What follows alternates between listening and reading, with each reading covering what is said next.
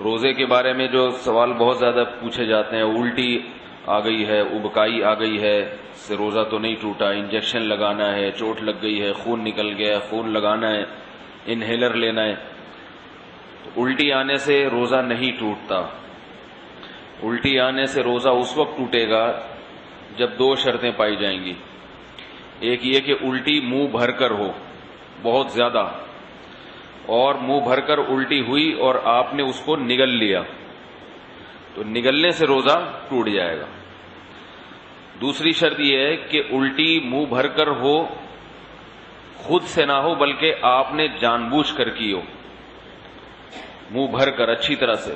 منہ بھرنے کا مطلب یہ ہوتا ہے کہ اتنی زیادہ ہو کہ آپ اگر روکنا چاہیں تو وہ روک نہ سکیں، اس کو منہ بھر کے کہتے ہیں. ورنہ اب منہ ہر ایک کا جو ہے کیونکہ وہمی لوگ جو ہے نا، پھر وہ وہمی لوگ جو ہے نا وہ تنگ کرتے ہیں. وہمی کہتے ہیں اب مجھے پتہ ہی نہیں چل رہا کہ میرا منہ بھر کے ہوا ہے یا منہ تھوڑا ہوا ہے.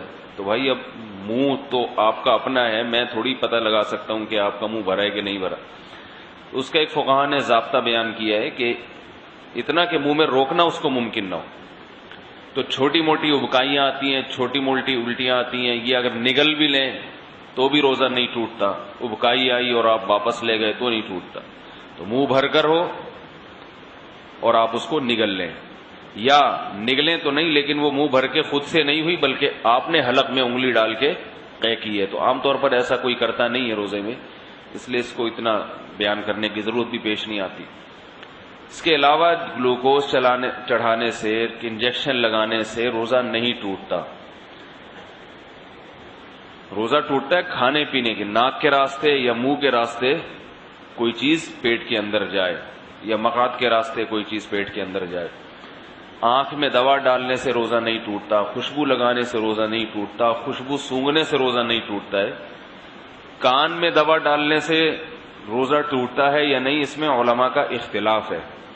پہلے جو ہمارے فقہاء ہیں انہوں نے لکھا ہے کہ کان میں دوا ڈالنے سے روزہ ٹوٹ جاتا ہے.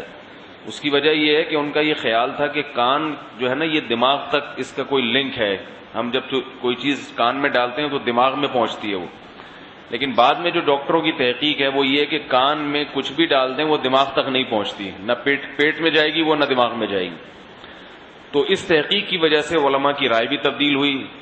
تو ابھی ہمارے اکابر کا جو فتویٰ ہے، یعنی سارے ہی ہمارے اکابر ہیں جو اس پہ خلاف ہیں وہ بھی ہمارے ہی ہیں، لیکن مطلب یہ کہ جو میرے اساتذہ ہیں ان کا جو فتویٰ ہے اس بارے میں وہ یہ ہے کہ روزہ نہیں ٹوٹتا کان میں دوا ڈالنے سے.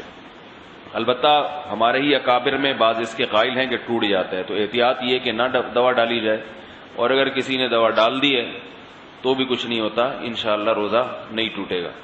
آنکھ میں دوا ڈال دی اور اس کا اثر گلے میں محسوس ہوا تو بھی روزہ نہیں ٹوٹتا. سمجھ رہے بات کو؟ تو سر میں تیل لگانے سے روزہ نہیں ٹوٹتا، احتلام ہو جانے سے، نائٹ فال ہو جانے سے روزہ نہیں ٹوٹتا. زوجہ کے قریب کوئی شادی شدہ آدمی گیا اور ڈسچارج ہو گیا تو روزہ ٹوٹے گا، ڈسچارج نہیں ہوا تو اس سے بھی روزہ نہیں ٹوٹتا. اور یاد رکھیں اگر اس نے ہم بستری کر لی تو پھر جو ہے روزہ بھی ٹوٹے گا اور 60 روزوں کا کفارہ بھی ہے اس کے اوپر. زوجہ سے ہم بستری بالکل حلال نہیں ہے روزے کی حالت میں، اور ویسے جان بوجھ کر روزے میں کھا لیا تو بھی روزہ ٹوٹے گا بھی، اور 60 روزوں کا کفارہ بھی ادا کرنا پڑے گا اس کو. تو رمضان میں کھانے کی اجازت نہیں ہے روزے کی حالت میں.